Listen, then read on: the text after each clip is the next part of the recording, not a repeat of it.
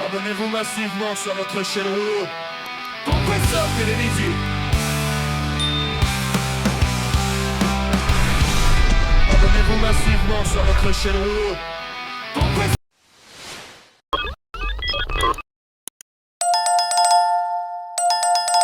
Ici parmi vous, je vais intervenir juste pour vous donner quelques indications sur la vision du gouvernement de la République en ce qui concerne les investissements à l'endroit des investisseurs, particulièrement suisses, qui est ici aujourd'hui.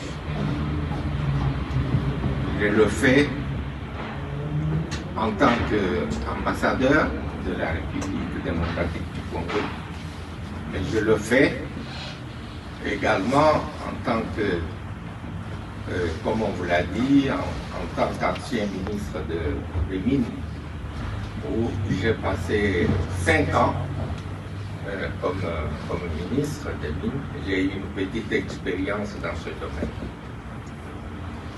Et me trouvant devant vous, je voudrais exprimer tout le plaisir et l'honneur que cette rencontre me procure aujourd'hui.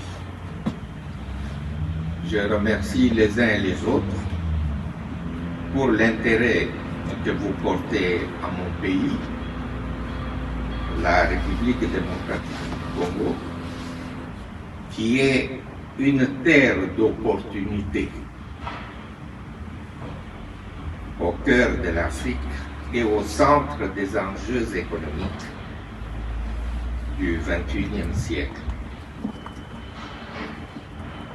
Permettez-moi aussi de vous rappeler une vérité simple mais fondamentale. Toute la République démocratique du Congo constitue une zone d'opportunité considérable, à commencer par les potentialités d'investissement dans l'agriculture. Parce que quand on se trouve devant vous, on parle souvent des minéraux. Mais moi, je commence par l'agriculture. Et avec 80 millions d'hectares de terres arables, la République est capable de nourrir plus de 2 milliards de personnes dans le monde. Oui, 80 millions d'hectares de terres arables. Et aujourd'hui, au moment où je vous parle, 10% seulement sont exploités. 10. Il reste tout le reste. C'est ça notre première richesse. Par ailleurs, dans le contexte du réchauffement climatique, la République se pose en pays solution. Je ne parle pas seulement de l'immensité de sa forêt tropicale, comme deuxième poumon de l'humanité, mais je souligne que la République démocratique du Congo regorge l'essentiel des matières indispensables pour les véhicules électriques. Je cite le lithium, le cobalt et le nickel. La RDC possède également de très grandes réserves de minerais stratégiques indispensables à la transition énergétique et à l'économie mondiale de demain. Dans le domaine de l'énergie hydraulique, les potentialités sont également énormes. Cette énergie hydraulique est nécessaire à l'industrialisation de la RDC et au développement des infrastructures. Je pourrais citer comme ça à l'infini les possibilités d'investissement en République démocratique du Congo. Ces ressources ne sont pas pour nous une malédiction, c'est le contraire. C'est une bénédiction pour la République démocratique du Congo, mais aussi une formidable opportunité de partenariat et de développement partagé. Partagé avec vous. Alors, l'ambassade que je représente ici, que je dirige depuis plus de 2 ans aujourd'hui, après avoir dirigé l'ambassade de la RDC au Brésil pendant 6 ans et demi, cette ambassade a une mission. La première mission, c'est d'informer, de rassurer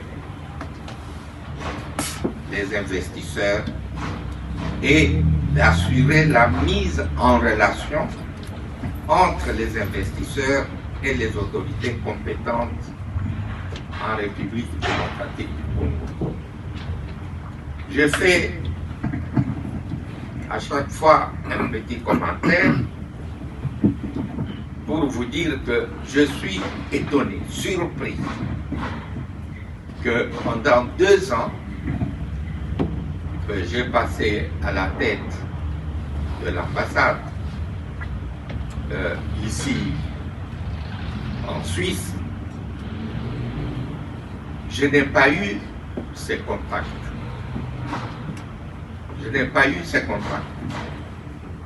Donc je me dis que soit les investisseurs passent directement à Kinshasa pour aller prendre des contacts sur place, soit ils ne sont pas intéressés par la République démocratique du Congo.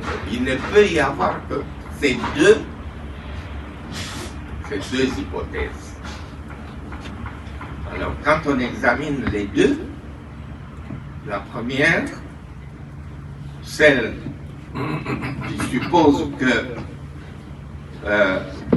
les gens passent directement à Kinshasa, je m'autorise en ce moment-là à vous dire que c'est peut-être le chemin le plus court, mais ce n'est pas toujours le chemin le plus certain pour arriver à un objectif.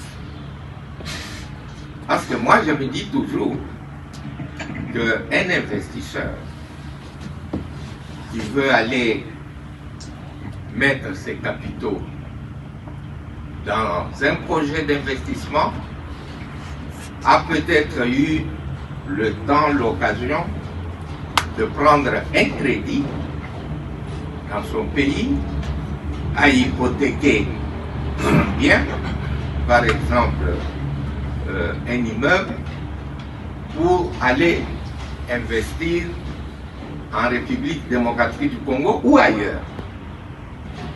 Alors je me dis, l'investisseur qui prend cette décision doit prendre toutes les précautions pour garantir et accorder la sécurité à son investissement. Donc, nous, à l'ambassade, nous sommes votre porte d'entrée, une porte d'entrée diplomatique et économique en République démocratique du Congo. La meilleure façon de faire une affaire avec la République démocratique du Congo, c'est de passer par cette porte-là.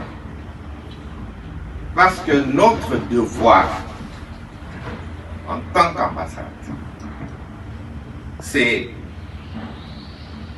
d'accompagner les investisseurs. Et j'ajoute, les investisseurs sérieux, de leur faciliter les contacts utiles sur place à Kinshasa et de garantir un environnement sécurisé pour leurs projets. C'est ce que je venais de vous expliquer tout à l'heure. Vous ne pouvez pas payer le billet, prendre l'avion, aller atterrir à Kinshasa, commencer à toquer à n'importe quelle porte pour investir, mettre votre argent et attendre les résultats pour un projet que vous avez pour la République démocratique du Congo. Il faut vous entourer de toutes les garanties, de toutes les précautions. C'est pour cela que nous disons que la porte d'entrée en République démocratique du Congo, c'est l'ambassade de cette république qui est installée à Berne, ici en Suisse. Il est vrai que notre pays fait face à des défis sécuritaires. Parce que tout le monde se pose des questions. Moi, je ne peux pas venir devant vous en tant que représentant de la République, représentant du chef de l'État et du gouvernement, vous parler en cachant certaines vérités. On peut se dire que l'ambassadeur nous a caché ceci, tout cela. Non, il y a des défis sécuritaires. Parce qu'aujourd'hui, il n'y a plus de secrets dans ce monde. Le monde de l'Internet et des médias, il n'y a rien à cacher. Il y a des défis sécuritaires, mais puisque vous le suivez, qui sont maîtrisés et qui sont en train d'être réglés. Mais il est important aussi de noter que ces tensions ne paralysent pas complètement l'activité économique nationale. La RDC est un pays continent. Je ne sais pas si je vous l'apprends. C'est un pays continent avec plus de 2 400 000 km². Et dans le pays continent, pendant que l'activité économique se déroule à l'est, et cette activité économique est pleinement exploitée à l'ouest, au nord et au sud. Une autre vérité que je voudrais porter à votre connaissance, cette fois je le dis, je l'affirme en tant qu'ancien ministre des Mines, toute la République démocratique du Congo est une zone minière. Je ne peux pas être démenti par le DG qui est devant moi. Toute la République est une zone minière. Il suffit de prendre une carte, vous verrez que ceux qui exploitent les mines peuvent les exploiter, ça dépend de quelles mines, peuvent les exploiter dans chaque partie de la République. L'agriculture aussi peut être exploitée dans chaque partie de la République. Et nous avons notre forêt, notre poumon, le poumon de l'humanité, qui est le deuxième après l'Amazonie, que j'ai connu aussi pour avoir passé 6 ans au Brésil. Donc je suis béni parce que je marche souvent là où il y a les poumons de l'humanité. Alors, pendant que certains pays, notamment la Chine, l'Inde et d'autres, émergent, s'installent, développent des partenariats solides avec la RDC. Souvent, nos partenaires européens, je préfère vous le dire sincèrement, parfois, eux, ils hésitent, ils observent, ils se posent des questions, ils attendent. Mais ce que j'ai dit souvent, c'est que le jour où ils se réveillent, où ils vont chercher à rattraper le retard, et souvent, il sera trop tard, effectivement. Parce que les autres ne se posent pas de questions. Les autres se jettent dans le vin. Il y en a qui viennent par la bonne porte des ambassades de la RDC. Bon, il y a toujours des brebis galeuses. Il y en a qui viennent. Ce qu'on peut appeler des mafieux. Eux, ils ne se posent pas de questions. Eux, ils ne cherchent pas à remplir telle ou telle condition. Eux, ils arrivent seulement, ils prennent le chemin le plus court et ils se jettent à l'eau. Et souvent, ils nous causent du tort et ils causent également du tort à leur propre pays. Les places stratégiques, les meilleures concessions, les alliances locales se construisent maintenant. Vous avez suivi, je ne vous l'apprends pas, combien de présidents américains se pressaient pour signer les accords avec la République démocratique du Congo.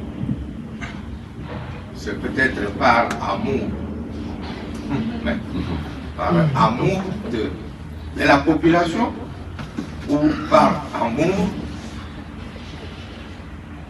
des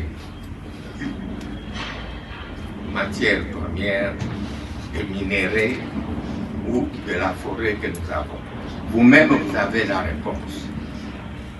Donc, si lui le fait, si les Chinois sont sur le terrain, même dans des petites forêts, je pense que chacun y trouve son compte. C'est pour cette raison que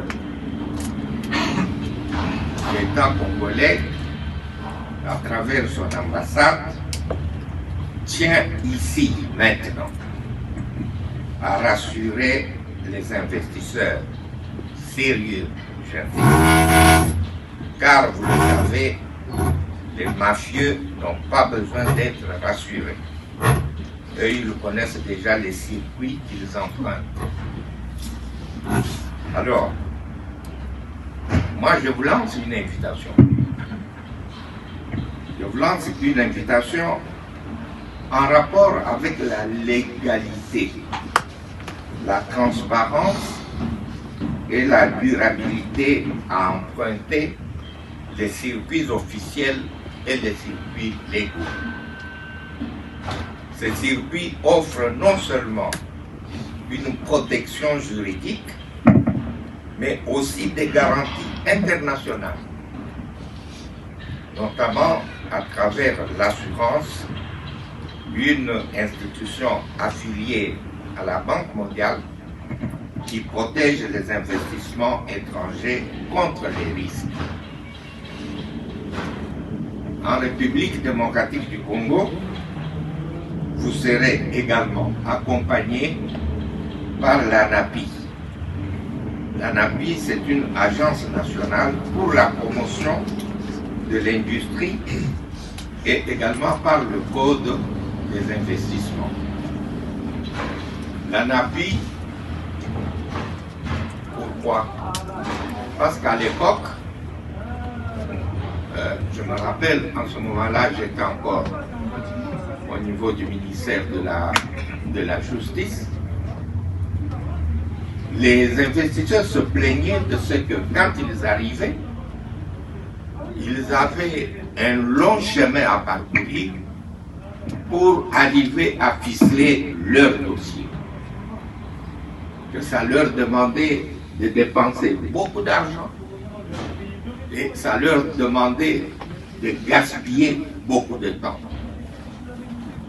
Alors, l'ANAPI a été créée.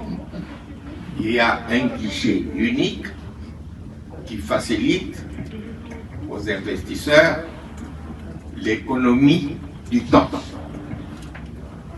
Donc, c'est quelque chose qui est profitable à tout le monde en y allant, en suivant cette procédure à partir de l'ANAPI. Les choses peuvent aller le plus vite possible et en toute sécurité d'ailleurs. La République, je voudrais le répéter, est une terre d'accueil, d'innovation et d'ambition. Nos autorités s'engagent sur la voie de la bonne gouvernance. C'est l'engagement que chacun prend. Et nos institutions se modernisent pour créer un environnement favorable à l'investissement durable. Je vous invite encore une fois, j'insiste, vous qui êtes ici et ceux qui ne sont pas ici, par votre canal, investisseurs, professeurs, et même les étudiants, à voir la République démocratique du Congo non pas comme un risque, mais comme une opportunité. Une opportunité de participer à la création des valeurs, à la transition énergétique mondiale et au développement d'un pays au potentiel inégalé.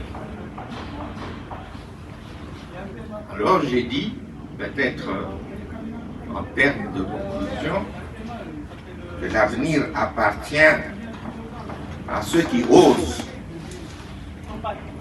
Et ceux qui osent investir aujourd'hui en RDC récolteront demain les fruits d'un partenariat gagnant-gagnant. Je vous remercie.